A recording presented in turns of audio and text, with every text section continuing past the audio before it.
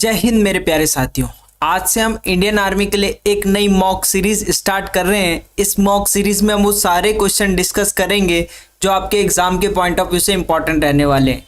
ये जो mock test है आपके बाईलैंग्वेज रहने वाले हैं, हिंदी में भी और इंग्लिश में। कमेंट सेक्शन में ज़रूर बताइएगा कि आपके कितने मार्क्स आए भाई। जैसे कि हमारा आर्मी स्पेशल कोर्स भी लॉन्च हो गया है, आर्मी जीडी के लिए, ट्रेडमैन के लिए, टेक्निकल के लिए, जहां आपको मिलेंगे complete recorded videos, class note, PDF, 20 आपको फुल मॉक टेस्ट यहां मिलने वाले हैं और 10 ओरिजिनल पेपर आपको मिलेंगे। आप इस नंबर पर संपर्क कर सकते हैं, आपको ऑफलाइन या ऑनलाइन किसी भी तरह से ये सब चीज़ें प्रोवाइड करा दिए जाएंगे। जैसे कि आप सबको पता होगा, infinity coaching centre part of GD defence academy से लगभग 500 से ज़्यादा छात्रों का डिफेंस में सिलेक्शन हो गया है। चलिए, आज का पहला क्वेश्चन है कि प्रार्थना समाज के संस्थापक कौन है। तो तब आप आंसर दे रहे होंगे कि सर ये डॉक्टर आत्मारंग पांडुरंग है। डॉक्टर आत्मारंग पांडुरंग ने धार्मिक और सामाजिक सुधारों के लिए पश्चिम भारत में सन 1867 में प्रार्थना समाज की स्थापना की। अब ये 1867 इसीलिए बताया कि आपके एग्जाम में क्वेश्चन आ सकता है कि डॉक्टर आत्मारंग पांडुरंग ने प्रार्थना समाज की स्थापना कब की थी। तो तब आप सीधा सीधा आंसर लगा दोगे 1867 में। अगर आपके एग्जाम में क्वेश्चन आता है कि आर्य समाज की स्थापना किसने की थी, आर्य समाज, तो तब आप आंसर दोगे कि आर्य समाज की स्थापना की थी दयानंद सरस्वती ने। अब स्वामी विवेकानंद को तो हम कैसे भूल सकते हैं, हर युद्ध की प्रेरणादायक हैं स्वामी विवेकानंद। उनकी एक फेमस लाइन है, उठो जागो और तब तक मत रुको जब तक लक्ष्य की प्राप्ति ना हो जाए। तो स्वामी विवेकानंद, अगर आपके एग्जाम में क्वेश्चन आता है कि रामकृष्ण मिशन की स्थापना, रामकृष्ण मिशन की स्थापना किसने की थी, तो स्वामी विवेकानंद ने की थी। इनका जन्म हुआ था 12 जनवरी पर और इनके जन्म दिवस पर एक डे मनाया जाता है, युवा दिवस, यूथ डे मनाया जाता है, युवा दिवस। अगर आपके एग्जाम में क्वेश्चन आता है कि युवा दिवस कब मनाया जाता है, तो 12 जनवरी को। आगे आपके पास कि बक्सर का युद्ध किस वर्ष लड़ा गया, तो बक्सर का युद्ध 1764 में लड़ा गया। कमेंट सेक्शन में आपने बताना है कि किस किस के मध्य लड़ा गया भाई। निम्न में से कौन सी नदी अरावली पर्वतमाला से निकलती है, तो वो है आपकी साबरमती। जूडो और कराटे के खेल क्षेत्र का नाम क्या है, तो उसका खेल क्षेत्र जो होता है वो मैट में खेला जाता है भाई। 1965 में भारत और पाकिस्तान युद्ध के दौरान भारत के जो प्रधानमंत्री थे वो कौन थे, लाल बहादुर शास्त्री। अब लाल बहादुर शास्त्री जो थे सेकंड पीएम थे भाई। सेकंड क्या थे, प्राइम मिनिस्टर थे, कहाँ के, भारत के। यहां तक कहानी ठीक है। अब देखो, लाल बहादुर शास्त्री ने एक प्रसिद्ध नारा दिया था। अगर आपके एग्जाम में क्वेश्चन आता है कि जय जवान जय किसान का नारा किसने दिया था, तो ये दिया था लाल बहादुर शास्त्री जी ने। यहां तक कहानी ठीक है। चलिए आगे, आपको पता होगा कि एक युद्ध 1962 में भी हुआ था।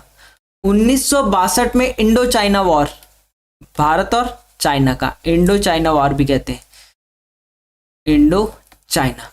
1962 में जब भारत और चाइना के बीच युद्ध हुआ था, तब पीएम कौन थे, तो तब पीएम थे आपके कौन, जवाहरलाल नेहरू। कौन थे, जवाहरलाल नेहरू। यहां तक कहानी ठीक है। फिर आपको पता होगा कि 1971 में भी एक युद्ध हुआ था, 1971, जब भारत ने किसको, पाकिस्तान को धूल चटा दी थी भाई। किसको धूल चटा दी थी, पाकिस्तान की। जब बांग्लादेश का निर्माण हो रहा था ना, जिसने थोड़ा डिटेल में पढ़ा होगा, 1971 में भारत और पाकिस्तान का युद्ध हुआ, इंडिया और पाक का, जिसमें भारत ने क्या किया, पाकिस्तान को धूल चटाकर बांग्लादेश की स्थापना की। मतलब बांग्लादेश तब बना था, ठीक है। उस टाइम पीएम कौन थी, तो तब आप आंसर दोगे कि उस टाइम पीएम थी इंदिरा गांधी। कौन थी, इंदिरा गांधी, ठीक है। और उसके बाद 1999 में कारगिल वॉर हुआ था। कब हुआ था, 99। क्वेश्चन आता है भाई कारगिल का युद्ध कब लड़ा गया, तो तब आप आंसर दोगे 1999 में। चलिए, इनमें से कौन सा भारतीय नागरिक का मौलिक अधिकार नहीं है, ठीक है, नॉट अ फंडामेंटल राइट। देखो आप याद रखो कि हमारे पास पहले सात फंडामेंटल राइट थे, 7 थे फंडामेंटल राइट। एक फंडामेंटल राइट्स को हटा दिया गया, ठीक है, किसको? जो आपका संपत्ति का अधिकार था, किसका? संपत्ति का अधिकार, इसको हटा दिया गया था। तो अभी प्रेजेंट में, वर्तमान में हमारे पास कितने मौलिक अधिकार हैं? तो वर्तमान में हमारे पास कितने मौलिक अधिकार है? 6 हैं। अगर आपके एग्जाम में आता है कि वर्तमान में मौलिक अधिकार कितने? 6 हैं। फंडामेंटल राइट्स कितने? 6, ठीक है। अब अगर क्वेश्चन आएगा कि फंडामेंटल राइट्स हमने लिए कहाँ से, अडॉप्ट कहाँ से किए? जो हमारे मौलिक अधिकार हैं वो हमने कहाँ से लिए, कहाँ से अडॉप्ट किए? तो तब आप आंसर दोगे कि सर ये हमने यूएस से, अमेरिका से लिए। फंडामेंटल राइट कहाँ से लिए? अमेरिका से। यहाँ तक कहानी ठीक है। अब देखो, ये तो फंडामेंटल राइट्स की बात हो गई। एक होते हैं आपके पास फंडामेंटल ड्यूटीज, जिसे आप बोलते हो मौलिक कर्तव्य। क्या बोलते हो? मौलिक कर्तव्य, ठीक है। अगर मौलिक कर्तव्य की बात की जाए तो हमारे पास टोटल फंडामेंटल ड्यूटीज बोलते हैं इसे, फंडा FUNDA, फंडामेंटल ड्यूटीज, DUTIES। देखो बाइलैंग्वेज होगा, सब चीज आपको इंग्लिश हिंदी दोनों में पढ़ाई जाएगी भाई। तो मौलिक कर्तव्य की बात की जाए तो 11 हमारे पास मौलिक कर्तव्य हैं, और ये हमने कहाँ से अडॉप्ट किए हैं? तो तब आप आंसर दोगे कि सर ये हमने रशिया से किए। कब, कहाँ से? रशिया से। अब देखो कई बच्चों के मन में डाउट उठ रहा होगा कि जो हमारे पहले मौलिक अधिकार थे वो 7 थे, तो एक मौलिक अधिकार कब हटाया गया? तो 1978 में क्या हुआ? 40वां संविधान संशोधन हुआ, 14th कॉन्स्टिट्यूशनल अमेंडमेंट हुआ, जिसमें क्या कर दिया गया? संपत्ति का अधिकार हटा दिया गया। अगर आपके एग्जाम में क्वेश्चन आता है कि मौलिक अधिकार जो थे उसमें संपत्ति का अधिकार कब हटाया गया, तो 1978 में हटाया गया। कौन सा संविधान संशोधन था? 40वां। यहाँ तक कहानी ठीक है। चलिए फिर अगले क्वेश्चन में बढ़ते हैं। भारत के उपराष्ट्रपति का चुनाव एक निर्वाचक मंडल द्वारा किया जाता है, जिसमें कौन होते हैं? तो संसद के दोनों सदनों के सदस्य, संसद के दोनों सदन के सदस्य जो है भारत के उपराष्ट्रपति का चुनाव करते हैं भाई। आगे आपके पास कि doctor APJ Abdul Kalam missile complex कहाँ स्थित है? तो ये आपका हैदराबाद में स्थित है। गांधी जी ने किस आंदोलन में करो या मरो का नारा दिया था? तो ये भारत छोड़ो आंदोलन था, और कब हुआ था? ये 1842 में। निम्नलिखित में से किसे गेटवे टू द पैसिफिक कहा जाता है? तो आपको पता होना चाहिए, जो पनामा नहर है, पनामा कैनल है, उसे गेटवे टू द पैसिफिक कहा जाता है भाई। किस शहर को भारत का स्कॉटलैंड के रूप में जाना जाता है? वो कुर्ग है। कौन सा है? कुर्ग। हमारे सौर मंडल का सबसे गर्म ग्रह कौन सा है? तो सबसे गर्म ग्रह है शुक्र, विनस। पृथ्वी के वायुमंडल की सबसे निचली परत को क्या कहा जाता है? तो उसे क्षोभ मंडल कहा जाता है। बचपन से पढ़ के आ रहे हो भाई। ब्लू माउंटेन पीक भारत के किस राज्य में स्थित है? तो ये मिजोरम में। कहाँ है? मिजोरम में। गायत्री मंत्र की रचना निम्नलिखित में से किसने की थी? तो गायत्री मंत्र आप सबको पता होगा, विश्वामित्र ने की थी भाई। किसने? विश्वामित्र। ये थे हमारे 15 क्वेश्चन जीके के, और 15 क्वेश्चन अब आपके साइंस के रहने वाले हैं, ठीक है, विज्ञान के रहने वाले हैं। सबसे पहला क्वेश्चन है कि जीका वायरस या जीका बुखार किससे फैलता है? तो जीका वायरस मच्छर के काटने से फैलता है भाई। मूत्र का पीला रंग किसकी उपस्थिति के कारण होता है? तो ये होता है यूरोबिलिन या यूरोक्रोम, भी कहीं कहीं ऑप्शन में मिलेगा, तो जो भी ऑप्शन में मिलेगा आप टिक मार लीजिएगा भाई। इंद्रधनुष का निर्माण किसके संयोग से होता है? तो इंद्रधनुष का जो निर्माण बनता है, मतलब इंद्रधनुष जो बनता है, वो पानी की बूंदों में जब प्रकाश का प्रकीर्णन और पूर्ण आंतरिक परिवर्तन होता है, टोटल इंटरनल रिफ्लेक्शन होता है, तो तब क्या होता है? हमारा इंद्रधनुष का निर्माण होता है, रेनबो बनता है। आपने बरसात के समय देखा होगा आसमान पर, ठीक है। चलिए निम्नलिखित में से कौन सी मानव त्वचा का सबसे बाहरी हिस्सा है? तो मानव शरीर के सबसे बाहरी हिस्से को एपिडर्मिस कहा जाता है। क्या कहा जाता है? एपिडर्मिस। एक वस्तु का संवेग किस पर निर्भर करता है? तो वस्तु का संवेग जो है मास और वेलोसिटी दोनों पर निर्भर करता है भाई। बोथ आंसर है कहीं पे, मास और वेलोसिटी। ठीक है, पिंड के द्रव्यमान और उसके वेग पर। दूरदृष्टि दोष का कारण क्या है भाई? दूरदृष्टि दोष, तो दूरदृष्टि दोष कब होता है? जब फोकल लेंथ होती है जो आइस की, वो लेंस इज टू लॉन्ग, मतलब अभिनेत्र लेंस की फोकस लंबाई का बहुत लंबा जब हो जाता है तब दूरदृष्टि दोष आपका होता है भाई। प्रकाश संश्लेषण एक कौन सी प्रक्रिया है? तो प्रकाश संश्लेषण एक उपचयी प्रक्रिया। उपचयी प्रक्रिया, उपचयी। चुंबकीय कंपन में एक चुंबकीय सुई होती है जो हमेशा क्या दर्शाती है? तो ये दर्शाती है नॉर्थ और साउथ, उत्तर और दक्षिण। ठीक है, नॉर्थ और साउथ। एक समतल दर्पण क्या बनाता है? देखो समतल दर्पण आपने देखा होगा, प्लेन मिरर आपके घर में भी होता है ना। तो प्लेन मिरर जो है वस्तु का प्रतिबिंब सीधा बना देता है। ये तो बहुत सिंपल सा था, आपने प्रैक्टिकल भी किया होगा घर पे।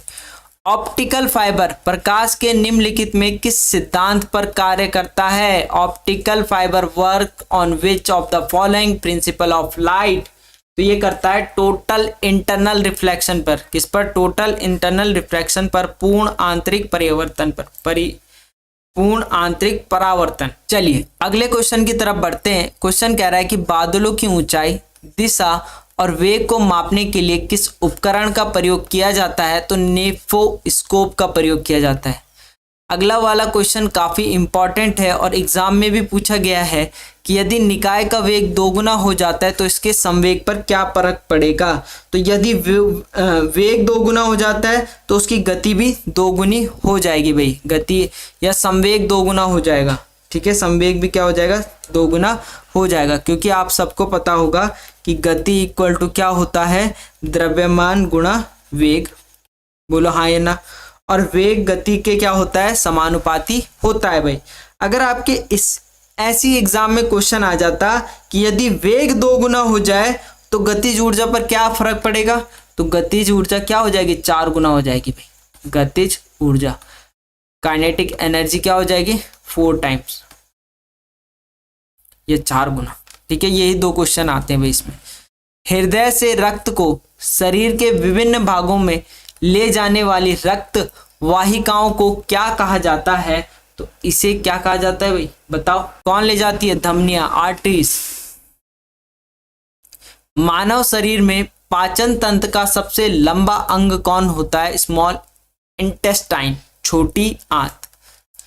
निम्नलिखित में से गैस किसे हंसाने वाली गैस के रूप में जाना जाता है? हंसाने वाली गैस आप सभी को पता होगा, नाइट्रस ऑक्साइड फॉर्मूला होता है N2। ठीक है, नाइट्रस ऑक्साइड। यहाँ तक कहानी ठीक है। Infinity coaching centre part of GT defence academy ने हमेशा से ही अफोर्डेबल और क्वालिटी एजुकेशन पर फोकस किया है, इसीलिए यहाँ से लगभग 500 से ज्यादा विद्यार्थियों को सिलेक्शन डिफेंस में हो गया है। अगर आपका भी सपना है डिफेंस में जाने का तो आप हमारे ऑफलाइन या ऑनलाइन क्लासरूम प्रोग्राम में रजिस्ट्रेशन करा सकते हो, जहां आपको मिलेंगे best teacher, PDF notes, previous year question paper आपके साथ डिस्कस कराए जाएंगे और लेटेस्ट पैटर्न पर बेस्ड टेस्ट सीरीज आपको कराई जाएगी। और हमारा NDA फाउंडेशन बैच और अग्निवीर आर्मी स्पेशल बैच भी शुरू हो गया है। अगर आप SSB या एयरफोर्स GD SRT टेस्ट की तैयारी कर रहे हो तो lieutenant colonel RP Barthwal sir के साथ अपनी तैयारी को दे एक नई उड़ान, क्योंकि अब तैयारी भी अफोर्डेबल। आगे हमारे पास मैथ का पोर्शन है। 15 क्वेश्चन आपके मैथ्स के रहने वाले हैं, 2 मार्क्स के, तो मतलब टोटल 30 मार्क्स का आपका मैथ का सेक्शन रहने वाला है। तो चलिए शुरू करते हैं मैथ का पहला क्वेश्चन। क्वेश्चन कह रहा है कि 2 संख्याओं का अंतर 2 है और उनके वर्गों का अंतर जो है 28 है 28, तो संख्याओं का योग क्या होगा? अब 2 संख्याओं के अंतर की बात की गई तो मैंने मान लिया 2 संख्याएं x और y, इन दोनों का अंतर मतलब डिफरेंस माइनस इक्वल टू 2 है। कैसे? जैसे मैंने बोला आपकी उम्र 10 साल है और आपके पिताजी की उम्र 20 साल है, तो आपके और आपके पिताजी की उम्र में कितने का अंतर है? तो आप बोलोगे 10 साल का। क्या किया आपने? माइनस कर दिया। वही चीज़ मैंने की, मैंने दो संख्याएं मान ली, x एक y मान ली, और इनका डिफरेंस कितना दे रखा है? 2, और उनके वर्गों का अंतर, वर्ग मतलब स्क्वायर, और जो वो नंबर है उनके वर्गों का अंतर मतलब x square minus y square कितना दे रखा है? 28। बोला हाँ या ना? ठीक है, तो संख्याओं का योग क्या होगा?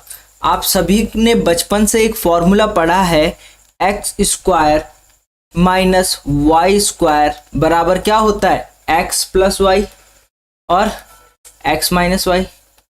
बोलो हाँ या ना? होता ही नहीं होता? होता ही नहीं होता। चलिए, हमारे पास x माइनस वाई की वैल्यू है 2, x प्लस वाई आपसे पूछा है संख्याओं का योग, और x minus y, x square minus y square बराबर 28 दे रखा है। अब ये वैल्यू कहाँ आ जाएगी? ये वैल्यू नीचे आ जाएगी। यहाँ मल्टीप्लाई वैल्यू काई में आ जाती है, डिवाइड में आ जाती है, भागा, तो 28/2 equal to x plus y कितना आ जाएगा? तो आप बोल रहे होंगे सर ये 14 आ गया। बोलो हाँ या ना? कहानी हो गई खत्म। इतना सिंपल सा क्वेश्चन था। आगे कह रहा है एक वर्गाकार बगीचे का परिमाप ज्ञात कीजिए जिसका क्षेत्रफल 5625 वर्ग मीटर है। देखो, मेंसुरेशन का क्वेश्चन है, सिंपल फॉर्मूला बेस्ड है। आप सभी को पता होगा कि वर्ग का क्षेत्रफल क्या होता है? वर्ग का क्षेत्रफल क्या होता है? भुजा का स्क्वायर, साइड का स्क्वायर। होता ही नहीं होता? बोलो हाँ या ना? भुजा का क्या होता है? स्क्वायर, साइड का स्क्वायर होता है। ठीक है, और आपसे पूछ रहा है, आपको दे क्या रखा है? वर्ग बगीचे का परिमाप ज्ञात कीजिए। परिमाप ज्ञात करना है ना, तो वर्ग का परिमाप क्या होता है? बोलो कमेंट में। वर्ग का परिमाप 4 इंटू भुजा, 4 इंटू भुजा, या भुजा की लंबाई भी कह सकते हो आप इसे। ठीक है, अब देखो आपको दिया क्या है? जिसका क्षेत्रफल, ठीक है, वर्गाकार बगीचे का क्षेत्रफल आपको दे रखा है। ठीक है, आपको दे रखा है वर्ग का क्षेत्रफल, जो क्या होता है? भुजा का स्क्वायर होता है, भुजा का स्क्वायर। ठीक है, देखो वर्ग का क्षेत्रफल कितना है? 5625 है, इक्वल टू भुजा का स्क्वायर, साइड का स्क्वायर। ठीक है, साइड का क्या? स्क्वायर। यहाँ से स्क्वायर हटेगा तो इस तरफ क्या लगेगा? स्क्वायर रूट लगेगा। बोलो हाँ या ना? 5625 इक्वल टू भुजा। यहाँ से हमें एक साइड पता चल जाएगी ना। अगर हमें एक साइड पता चल गई तो वर्ग का परिमाप आसानी से निकाल लोगे। 4 से तो गुणा करना है। अब देखो 5625 किसका रूट होता है? पहचानो भाई, मैं आपको बताता हूँ कैसे निकालेंगे। 5625, देखो इसको निकालने का एक शॉर्ट तरीका मैं यहीं पे बता देता हूँ आपको। आप मुझे बताओ 1 का स्क्वायर कितना होता है? 1, 2 का स्क्वायर 9, सॉरी 2 दूनी 4, 3 का स्क्वायर 9, 4 का स्क्वायर 16। हमें सिर्फ इकाई का अंक लेना है। ठीक है, 5 का स्क्वायर 25, 5 होगा इकाई का अंक। 6 का स्क्वायर 36, 7 का स्क्वायर 49, 8 का स्क्वायर 8 8 64, 4 9 9 81, 1 है ना। अब स्क्वायर रूट है तो 2 भागों में टूटेगा। स्क्वायर रूट है तो कितने भागों में टूटेगा? 2। 5 कहाँ आ रहा है? तो 5 आ रहा है 5 में। 5 कहाँ आ रहा है? 5 में।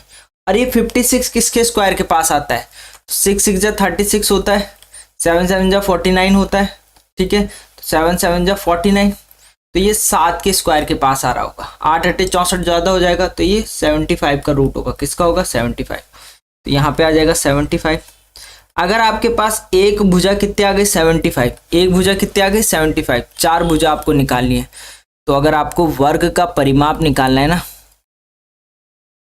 वर्ग का परिमाप,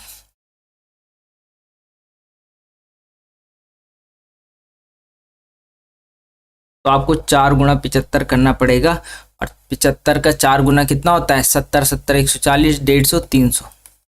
300 मीटर आपका आंसर रहेगा। पेपर आपका हार्ड बनने वाला है, ये मत सोचना कि पेपर आसान बनेगा। क्वेश्चन कह रहा है x plus 1/x equal to 3, तो x square plus 1/x square का मान क्या होगा? बिल्कुल सिंपल सा क्वेश्चन है। क्वेश्चन जो है फॉर्मूला बेस्ड है। ठीक है, आपको दे रखा है x प्लस 1/x की वैल्यू दे रखी है 3 और आपसे पूछ रहा है x square plus 1/x square की वैल्यू क्या होगी।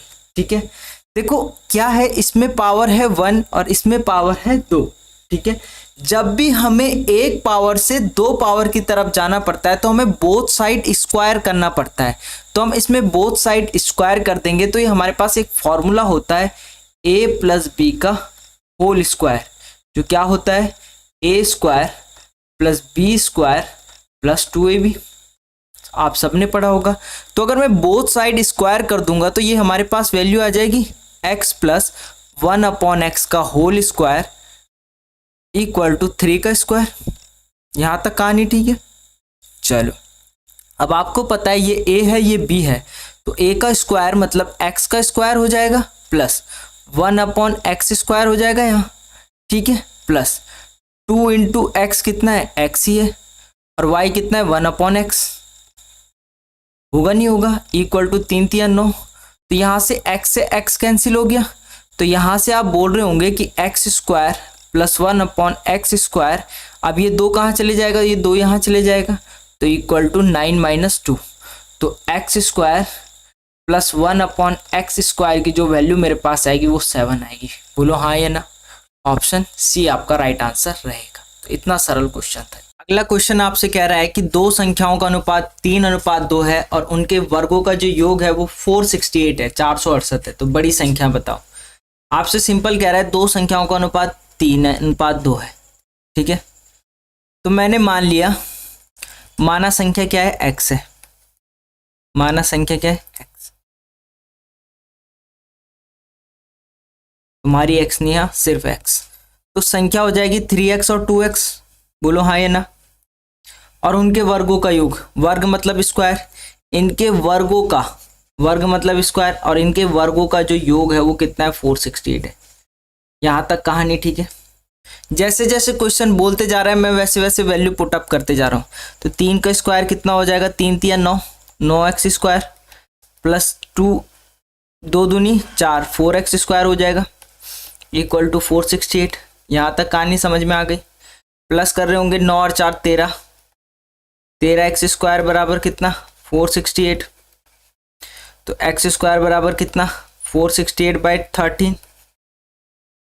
13 दूनी 26, 13 13 51, और 13 दूनी 26, 13 3 39, 13 चुकू 52। तो 13 3 39 और ये 6 टाइम जाएगा। x स्क्वायर बराबर 36, x स्क्वायर बराबर 36। तो यहाँ से स्क्वायर हटेगा, यहाँ क्या लगेगा, अंडर रूट लगेगा। बोलो हाँ या ना। तो x बराबर अंडर रूट 36। x की वैल्यू क्या आ जाएगा, 36 किसका रूट होता है, 6 का। अगर x की वैल्यू 6 आ गई तो फाइंड द लार्जर नंबर। आप मुझे बताओ 3x और 2x में से बड़ा नंबर कौन सा है, 3 है। तो 3 इंटू 6 कितना, 18। कहानी इसकी भी खत्म। बोलो हाँ या ना। अगले क्वेश्चन की तरफ बढ़ते हैं। क्वेश्चन कह रहा है यदि m का 10% n के 20% के समान है तो m और n का अनुपात क्या होगा। देखो वो कह रहा है m का 10%, m का 10% जो है वो इक्वल है n के 20% के। बोलो हाँ या ना। ये कहानी है। यहाँ से परसेंटेज हटेगा, नीचे 100 लग जाएगा इक्वल टू n का क्या, 20%। परसेंटेज हटेगा, नीचे 100 लग जाएगा। ठीक है, या तो मैं डायरेक्ट 100 से 100 काट लूँ, बट कई लोगों को कन्फ्यूज़न होगा। तो देखो सिंपल सा, मैं भी काट नहीं रहा हूँ। यहाँ से ये हो जाएगा, ये वैल्यू को यहाँ ले जाओ, ये वैल्यू को यहाँ ले जाओ, तो ये बन जाएगा m इंटू 10 इंटू 100। अब इसको इधर ले जाओगे तो ये बन जाएगा n इंटू 20 इंटू 100। ठीक है, अब देखो इस वैल्यू को यहाँ ले जाओ, इस वैल्यू को यहाँ ले जाओ, ये बन जाएगा आपका m/n। ये m यही था, n यही रह गया, इक्वल टू 20 इंटू 100/10 इंटू 100। 100 से 100 कट गया, ये आपका रेशो आ गया m रेशो n कितना आ गया, 2:1। ये तो बिल्कुल मैंने आपको सिंपल मेथड से बिल्कुल बेसिक तरीके से बता दिया। दूसरा आप इसे क्या कर सकते थे, आप इसे यहीं से ले लेते। कैसे ले लेते, 100 से 100 कट जाएगा, क्योंकि दोनों ये ऊपर जाएगा ये इधर जाएगा, तो आपस में उसने कटना है ही, 0 से 0 कट गया, तो यहाँ से आपके पास बचेगा 1m बराबर 2n। ठीक है, m के बराबर में कितना है 2, तो m की वैल्यू आ गई 2।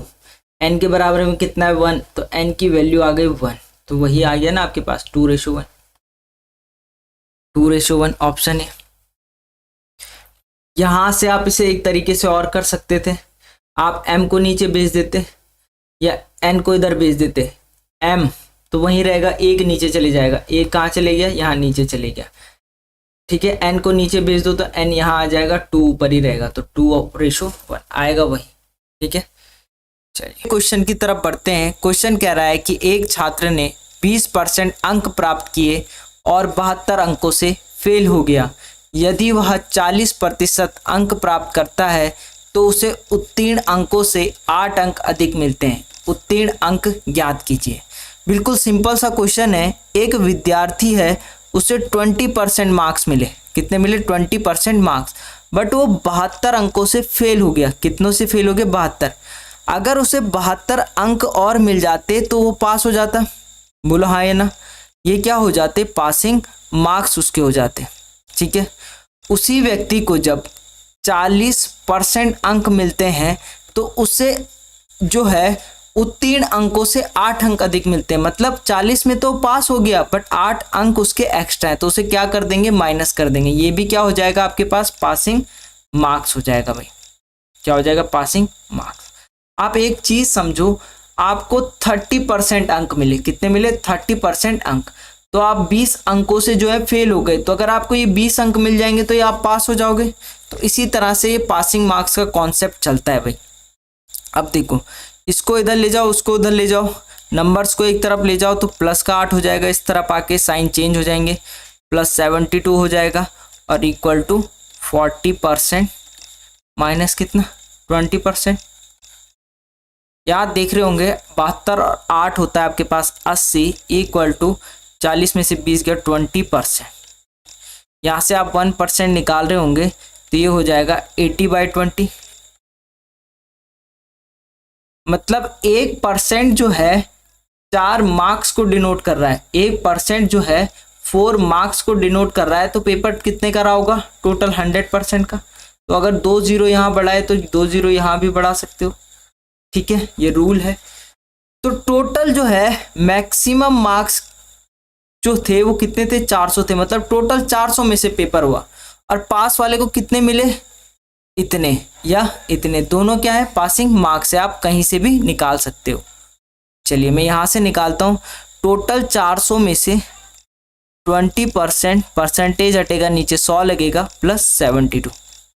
0 से 0, 0 से 0, 4 दूनी 8, 80 प्लस 72 कर रहे होंगे तो ये 152 आएगा। 2 का 2, 7 7 14 1 15, 152 इसका राइट आंसर रहेगा भाई।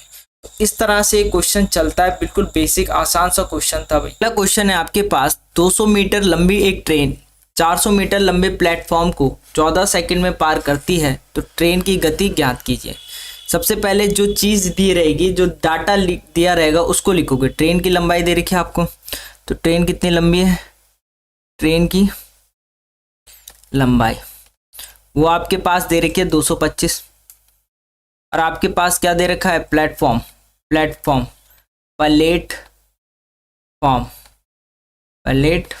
कितना है? 475। समय आपको दे रखा है 14 सेकेंड। आप सभी को पता है speed equal to distance upon time होता है।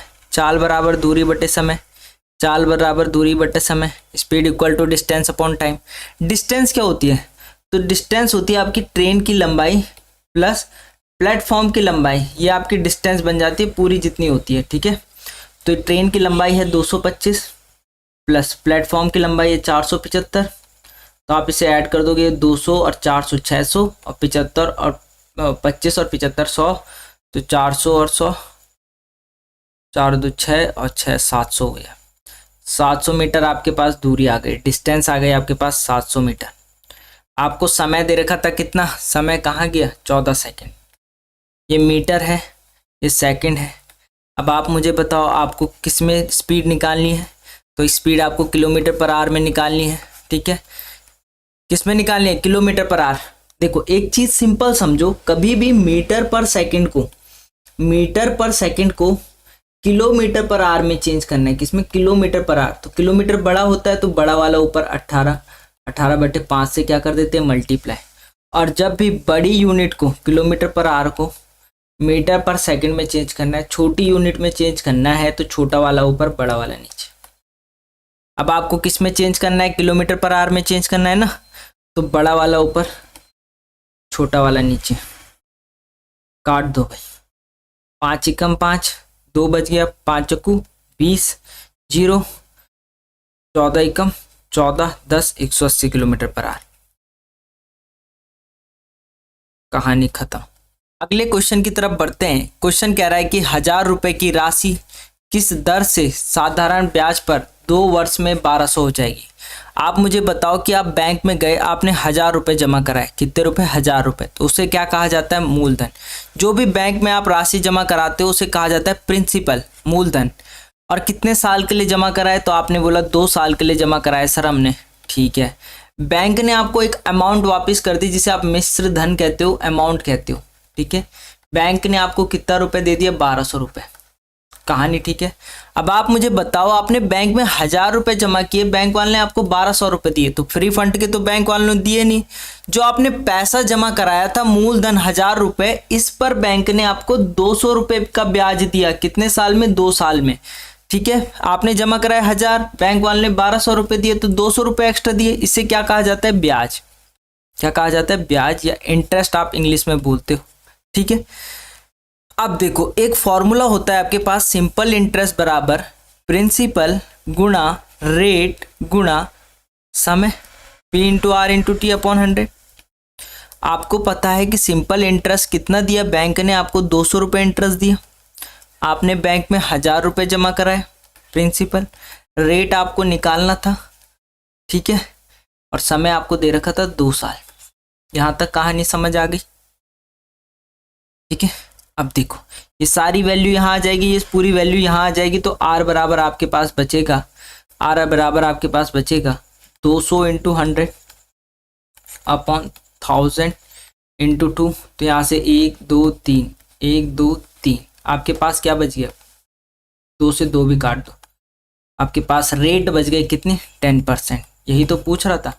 तो आपका जो मूलधन है 1000 रुपये, वो 10% की ब्याज से 2 साल में 1200 रुपये हो रहा है। ठीक है, कहानी समझ आ गई। चलिए अगले क्वेश्चन की तरफ बढ़ते हैं। क्वेश्चन कह रहा है, यदि किसी आयत की लंबाई और चौड़ाई का जो अनुपात है वो 3:2 है, और जो इसका परिमाप है वो 20 है, पेरीमीटर 20 है, तो आयत का क्षेत्रफल क्या होगा।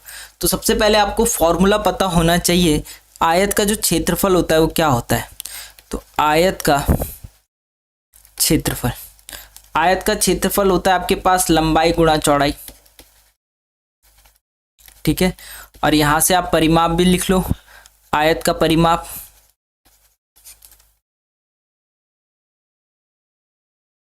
तो आयत का परिमाप होता है तो लंबाई प्लस चौड़ाई। ठीक है, अब आपको आयत की लंबाई और चौड़ाई का अनुपात दे रखा है 3:2।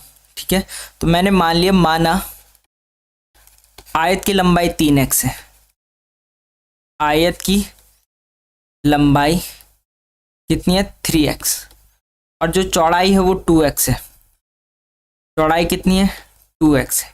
ठीक है, यहाँ तक कहानी। चलिए अब देखो आगे, देखो हमें क्या दे रखा है, इसका परिमाप दे रखा है 20। ठीक है, अब परिमाप क्या होता है, 2 लंबाई प्लस चौड़ाई। बोलो हाँ या ना, यही तो होता है। तो चलिए हमें दे रखा है आयत का परिमाप, आयत का परिमाप। देखो जो जो चीज़ दे रखी है मैं एज इट इज़ लिखते जा रहा हूँ भाई। आयत का परिमाप हमारे पास दे रखा है कितना, 20। ठीक है, और होता कितना है आयत का परिमाप, 3, 2 लंबाई 3x, चौड़ाई 2x। तो ये कितना हो जाएगा, 3 और 2 5x। ठीक है, होगा नहीं होगा, बोलो, 3 और 2 5x। इस 2 को चाहे तुम सीधा नीचे भेज दो, इस 2 को सीधा यहाँ भेज दिया आपने, तो ये हो जाएगा 20/2 इक्वल टू 5x। तो 2 10 बार चले गया, x बराबर कितना, 10/2, 10/5, तो x की वैल्यू 2 आ गई। x की वैल्यू क्या आ गई 2। अगर x की वैल्यू 2 आ गई, x की वैल्यू क्या आ गई 2, x की वैल्यू 2 आ गई, तो आयत का क्षेत्रफल क्या होगा, तो आयत का क्षेत्रफल लंबाई गुणा चौड़ाई। लंबाई कितनी है 3x, चौड़ाई कितनी है 2x। ठीक है, तो देख लो 3x इंटू 2x। x की वैल्यू कितनी है 2, तो 3 दूनी 6 गुणा 2 दूनी 4, 3 दूनी 6 और 2 दूनी 4, 6 चौको 24। आपके पास आंसर आ गया 24 सेंटीमीटर। आप इसे ऐसे भी कर सकते थे, ऐसे कैसे 3 इंटू 2, या सीधा कर देते 3 into 2 6x square, 6x square. x की वैल्यू कितनी है 2, तो 2 2 जा 4 और 6 4 जा 24, 6 चौको 24। ठीक है, पेपर इतना आसान नहीं पूछे जाने वाला जितना आप सोच रहे हो भाई, बहुत ज्यादा कंपटीशन होने वाला है भाई। अगले क्वेश्चन की तरफ बढ़ते हैं। क्वेश्चन कह रहा है कि 500 मीटर एक लंबी ट्रेन 1 मिनट में 1000 मीटर लंबे सुरंग से गुजरती है, तो किलोमीटर पर घंटे में ट्रेन की जो गति है वो कितनी होगी। अब देखो सिंपल सा आपके पास दे रखी है 500 मीटर लंबी ट्रेन। ठीक है, ट्रेन की लंबाई कितनी है 500 मीटर, मैं लिख लेता हूँ। आपको दे रखा है ट्रेन की लंबाई, ट्रेन की लंबाई ठीक है 500 मीटर, 1000 मीटर लंबे सुरंग, सुरंग की लंबाई कितनी दे रखी है 1000 मीटर, है ना। अब मुझे बताओ speed equal to distance upon time होता है, speed equal to distance upon time, चाल बराबर दूरी बटा समय, हाँ कि ना, चाल बराबर दूरी बटे समय, यही तो होता है। ठीक है, अब आप मुझे बताओ डिस्टेंस क्या होगी, तो डिस्टेंस होती है हमारे पास जो ट्रेन की लंबाई है प्लस सुरंग की जो लंबाई होती है, उन दोनों को ऐड करके हमारे पास दूरी आ जाती है। तो ये कितनी है 500 और ये कितनी है 1000, तो टोटल डिस्टेंस हो गए हमारे पास 1500। बोलो हाँ या ना। और समय दे रखा है आपको कितना 1 मिनट। अब देखो ये मीटर है और ये मिनट है, तो 1 मिनट को मैं कितना सेकंड लिख सकता हूँ 60 सेकंड लिख सकता हूँ। बोलो हाँ या ना, 1 मिनट में 60 सेकंड। ठीक है, तो समय कितना हो गया 60 सेकंड, 1 मिनट या 60 सेकंड दोनों में। मैंने इसीलिए चेंज किया क्योंकि यहाँ मीटर है तो यहाँ सेकंड में होना चाहिए भाई। ठीक है, चलो अब देखो, अब ये मीटर पर सेकंड में आंसर निकालना है किसमें, किलोमीटर पर आवर में। मैंने आप सभी को बताया कि मीटर पर सेकंड को, छोटी यूनिट को अगर बड़े में चेंज करना है, बड़ा क्या होता है किलोमीटर पर आवर, बड़े में चेंज करना है तो बड़ा वाला ऊपर छोटा वाला नीचे। ठीक है, तो आपको बड़े में चेंज करना है तो 18/5 से गुणा करना पड़ेगा। तो देखो 0 से 0, 6 तियां 18, 5 तियां 15 और 3 तियां 9, कितना आ गया 90 किलोमीटर पर आवर। बिल्कुल सिंपल सा क्वेश्चन था। चलिए आगे कह रहा है कि वह सबसे छोटी संख्या जिसे 12, 18, 21 और 54 से विभाजित किया जाता है तो हर बार शेष 6 बचता है। जब भी आपके पास वह छोटी से छोटी संख्या पूछे ना तो उसका निकाल देते हैं एलसीएम, और एलसीएम निकालोगे जैसे ही लीस्ट कॉमन मल्टीपल, तो वो जो लीस्ट कॉमन मल्टीपल होगा ना, जो तीनों का कॉमन मल्टीपल होगा उसमें 6 ऐड कर देना, क्योंकि जो लीस्ट कॉमन फैक्टर होगा वो तो तीनों से पूर्णतः विभाजित होगा, और जब उसमें 6 आप ऐड कर दोगे तो वो शेषफल बच जाएगा। एलसीएम जो आएगा उसमें शेषफल को ऐड कर दो, रिमाइंडर को ऐड कर दो, आपका आंसर आ जाएगा।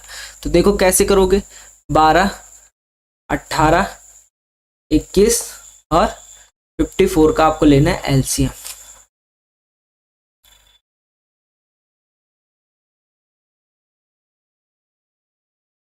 दो से करो, 2 6 12, 2 9 18, 21, 2 2 4, 2 7 14।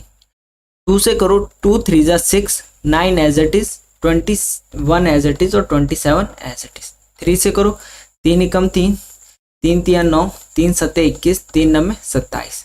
फिर 3 से किया आपने 3 एकम, 3 तिया 9, 7 एज इट इज। फिर 3 से करोगे 1 1 1, फिर 7 से करोगे 1 1 1 1। ठीक है, तो इस तरह से एलसीएम निकाला आपने। लीस्ट कॉमन मल्टीपल 2 दूनी 4, 4 तियां 12, 12 दूनी 24, 12 तियां 36, 36 को 3 से मल्टीप्लाई करो, 6 तिया 18 कैरी 1, 3 तिया 9 और 1 10, और इसको 7 से मल्टीप्लाई करो, एलसीएम आ जाएगा 8 7 56 कैरी 5, 7 0 0, 5 एज इट इज आ गया, 7 एकम 7, तो 756 लीस्ट कॉमन मल्टीपल आया। मतलब 756 एक ऐसा नंबर है जो तीनों से पूर्णतः विभाजित हो जाएगा। अब आपको प्रत्येक दशा में हर बार 6 शेष कब बचेगा, जब आप इसमें 6 ऐड कर दोगे। तो 756 और 6, 6 6 12 मतलब 762। 762 ऑप्शन बी आपके पास राइट आंसर रहेगा भाई। कहानी ठीक है। चलिए अगला क्वेश्चन है, एक बेलन का आयतन और त्रिज्या क्रमशः 3080 सेंटीमीटर क्यूब और 7 सेंटीमीटर है, तो बेलन की ऊंचाई आपको निकालनी है। सबसे पहले आपको बेलन का आयतन पता होना चाहिए। बेलन का आयतन, तो बेलन का आयतन क्या होता है, तो तब आप बोल रहे होंगे कि सर इसका आयतन होता है पाई आर स्क्वायर एच, और हमें दिया क्या है, तो बेलन का आयतन दे रखा है। बेलन का आयतन वॉल्यूम ऑफ अ सिलेंडर, ठीक है। बेलन का आयतन कितना है 3080, और इसकी त्रिज्या कितनी है, बोलो 7 सेंटीमीटर है कि नहीं। कहानी ठीक है। तो यहां से बेलन का आयतन हो जाएगा आपका pi R square H equal to कितना 3080। पाई की वैल्यू कितनी 22/7, आर कितना है रेडियस 7 सेंटीमीटर मतलब 7 × 7, और पाई आर स्क्वायर एच, और ये हो गया 3080। 7 से 7 कट गया, तो यहाँ से हाइट कितनी आ जाएगी, यहाँ से हाइट कितनी आ जाएगी, h बराबर क्या आ जाएगा आपके पास 3080/22 × 7, काटो 11 दूनी 22, 11 दूनी 22, 11 अट्ठे 88 0, 7 चक्कू 28 0, 2 कितनी बार 20 बार, 20। ऑप्शन डी आपके पास राइट आंसर रहेगा भाई। आगे क्वेश्चन आपसे कह रहा है कि 7 संख्याओं का योगफल 235 है, पहली 3 संख्याओं का औसत 23 है और अंतिम 3 संख्याओं का औसत 42 है, तो चौथी संख्या ज्ञात करो। आप सभी को पता होगा कि औसत बराबर क्या होता है, एवरेज बराबर क्या होता है, औसत बराबर होता है संख्याओं का योग, जितनी संख्या है उनका सम अपॉन संख्याओं की संख्या, जितनी संख्याएं रहती है संख्याओं की संख्या, यही होता है। इंग्लिश में बोलते हो sum of all observation, sum of all observation upon total observation, ठीक है। अब देखो यहाँ तो आपको 7 संख्याओं का योगफल दे रखा है, मतलब 7 नंबर्स जो हैं उनका सम दे दिया आपको, 7 संख्याओं का सम दे दिया आपको 235, ठीक है।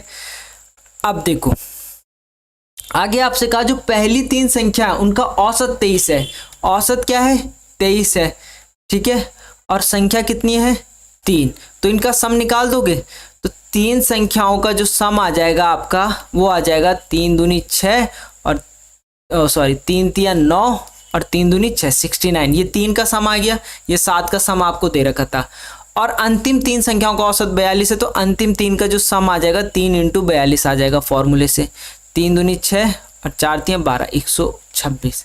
अब आप मुझे बताओ कि ये पहली 3 है ये अंतिम 3 है, ये अगर मैं इन दोनों को ऐड कर दूं तो मेरे पे 6 संख्याओं का सम आ जाएगा, बोलो हाँ या ना, 6 संख्याओं का योग आ जाएगा मेरे पास, आएगा नहीं आएगा।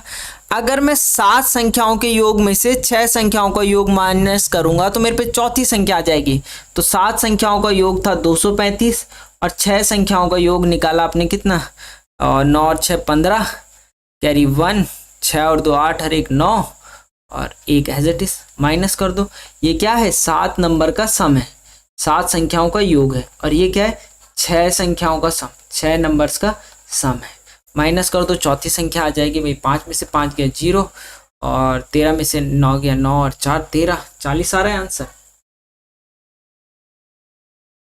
40 आ रहा है इसका आंसर, ठीक है। ऑप्शन ए आपका राइट आंसर रहेगा। आगे आपके पास की सबसे बड़ी से बड़ी संख्या ज्ञात कीजिए जो 120 और 210 को पूर्णतः विभाजित करेगी। जब भी आपसे सबसे बड़ी से बड़ी संख्या पूछेगा तो उसका निकालते हैं HCF, हाईएस्ट कॉमन फैक्टर निकाला जाता है। क्या निकाला जाता है? Highest common factor. तो 120 और 210 का HCF कितना आएगा भाई? निकालो, कॉमन फैक्टर निकालना है। 3 चके 12, 0, 2 से काट दो, 2 दूनी 4, 2 एकम 2, 2 पंजे 10, 5 एकम 5, 2 एकम 2, 2 पंजे 10, 3 तिया 9, 3 पंजे 15, 5 सत्ते 35 और 7 एकम 7। कॉमन फैक्टर निकालो भाई, LCM कॉमन निकालो। दोनों में कॉमन कौन है? कॉमन देखो 3 यहाँ कॉमन है, 3 यहाँ कॉमन है, तो 3, 2 यहाँ कॉमन है, 2 यहाँ कॉमन है, इंटू 2 और कुछ कॉमन है 5, 5 यहाँ है, 5 यहाँ है, ठीक है। तो 3 दूनी 6 पंजे 30, 30 इसका क्या आ गया? LCM आ गया, ठीक है। तो सबसे बड़ी संख्या वही होगी 30 जो दोनों को पूर्णतः विभाजित करेगी भाई। 30 आपका राइट आंसर रहेगा भाई। आगे सिंपल सा क्वेश्चन है, राम और मोहन की औसत आयु 50 वर्ष है और उनकी आयु का अनुपात 7:3 है, तो मोहन की वर्तमान आयु ज्ञात करो। अब एक है राम और एक है आपका भाई श्याम, जिनकी जो एवरेज एज है वो कितनी है? एज कितनी है? 50 वर्ष, ठीक है। तो मुझे बताओ, अभी मैंने आपको बताया कि औसत बराबर क्या होता है? औसत बराबर क्या होता है? संख्याओं का योग अपॉन संख्याओं की संख्या। होता ही नहीं होता? संख्याओं का योग अपॉन संख्याओं की संख्या, ठीक है। अब देखो ये 2 आदमी हैं, औसत कितना है इनका? 50 है, ठीक है। और राम और श्याम सदस्यों की संख्या कितनी है? 2 है, तो संख्याओं का योग कितना आ जाएगा? 100 आ जाएगा। बोलो हाँ या ना? 100 आएगा नहीं आएगा? तो राम और श्याम की आयु का योग कितना आ जाएगा? 50 × 2 आ जाएगा नहीं आ जाएगा? बोलो हाँ या ना? 100 आ गया इनका सम। और इनका मोहन की वर्तमान आयु ज्ञात कीजिए और उनकी आयु का अनुपात 7:3 है। राम अगर 7x है तो श्याम 3x है और दोनों की आयु का सम कितना है? 100 है। कहानी हो गई खत्म, ठीक है। 7 और 3 10x, 10x बराबर 100, तो x बराबर कितना? x बराबर 100/10, 0 से 0, x की वैल्यू क्या आ गई? 10। x की वैल्यू 10 आ गई तो मोहन की आयु, मोहन कितना है? 3 है, तो 3x, 3 × 10 कितना? 30 आपके पास आंसर आ गया। ऑप्शन ए राइट आंसर रहेगा। आगे रीजनिंग के क्वेश्चन करते हैं। रीजनिंग का सिंपल सा डायरेक्शन का एक क्वेश्चन है। क्वेश्चन कह रहा है कि x दक्षिण दिशा में 15 मीटर चलता है और फिर बाएं मुड़कर 15 मीटर चलता है और फिर बाएं मुड़कर 15 मीटर चलता है, तो वह अपने प्रारंभिक स्थिति से कितनी दूर और किस दिशा में स्थित है? आप सभी को पता होगा कि हमारी जो स्टैंडर्ड डायरेक्शन होती है वो 4 होती है। आप इसे न्यूज़ से याद कर सकते हो, NEWS, ठीक है। पूर्व, पश्चिम, उत्तर और दक्षिण, ये 4 डायरेक्शन होती है जो स्टैंडर्ड डायरेक्शन होती है, जो कभी बदल नहीं सकती है। इसी पर बेस्ड हम डायग्राम बनाएंगे। देखो दक्षिण मतलब नीचे 15, x यहाँ से जो है दक्षिण की ओर गया, मतलब दक्षिण नीचे की तरफ गया। अब वो जिस तरफ जा रहा होगा उसी तरफ उसका फेस है, मतलब उसका फेस नीचे की ओर है, ठीक है। उसके बाद अपना बाएं मुड़ा, अगर वो नीचे देख रहा है तो उसका बाएं इस तरफ होगा। और फिर कितना गया? 15, यहाँ भी 15 गया, फिर यहाँ 15 गया। अब उसका जो फेस है वो ईस्ट की ओर है, तो उसकी सारी डायरेक्शन ईस्ट की ओर से लागू होगी, ठीक है। और फिर बाएं मुड़कर, तो यहाँ से बाएं उसका कहाँ होगा? ऊपर, तो फिर वो ऊपर गया और चला कितना? 15 ही चल रहा है। अब वो क्वेश्चन कह रहा है आपसे कि जो बंदा है x, वह अपने प्रारंभिक स्थिति से कितनी दूर है? तो दूर तो इतना ही है ना, तो अगर ये 15 है तो ये भी कितनी होगी? 15। बोलो हाँ या ना? ये भी 15 होगी, ठीक है। तो 15 मीटर तो दूर है। अब किस डायरेक्शन में? स्टार्टिंग पॉइंट से बोल रहा है, तो स्टार्टिंग पॉइंट में वो 4 डायरेक्शन बना दो। तो स्टार्टिंग पॉइंट से वो किस तरफ है? इस दिशा में, तो ये कौन सी दिशा है? ईस्ट, पूरब। तो 15 मीटर पूरब आपके पास राइट आंसर रहेगा। अगला क्वेश्चन है आपके पास मिसिंग नंबर का। आपके पास है 25, 125, 100 और ये वैल्यू आपको निकालनी है और 225। देखो जैसे आप इन वैल्यू को देख रहे होंगे आपको कहीं ना कहीं लग रहा होगा कि स्क्वायर और क्यूब का कोई फंडा है। देख के लग रहा है कि ये तो मुझे साफ साफ पता चल गया कि ये 5 का स्क्वायर है। 125 किसका होता है? 5 पंजे 25 पंजे 125। 5 का क्यूब पता चल गया। अब 100 किसका होता है? 10 का स्क्वायर। तो मैंने देखा यहाँ स्क्वायर हुआ, यहाँ क्यूब हुआ, फिर यहाँ स्क्वायर हो रहा है, तो यहाँ क्या होगा? क्यूब होगा। तो 10 का क्यूब कितना होता है? 10 दशा की 100, 100 दशा की 1000, 100 दशा की 1000। आगे क्या हो रहा है? 15 15 की 225, 15 का स्क्वायर हो रहा है। तो इस तरह से ये लॉजिक लग रहा है और आपका बिल्कुल राइट आंसर आया है 1000। आगे आपके लिए ये होमवर्क है ब्लड रिलेशन का क्वेश्चन। कमेंट सेक्शन में जरूर बताइएगा कि इसका आंसर क्या होगा और अपना स्कोर जरूर कमेंट कीजिएगा कि आपके कितने मार्क्स आए। आज के लिए इतना ही। बहुत बहुत धन्यवाद। कोटद्वार ओपन रेलवे भर्ती भी शुरू हो गई है। अपने मॉक लगाइए और अगर आप हमारे ऑफलाइन या ऑनलाइन किसी भी कोर्स में एनरोल कराना चाहते हैं तो आप करा सकते हैं। मिलते हैं नेक्स्ट वीडियो पर। जय हिंद।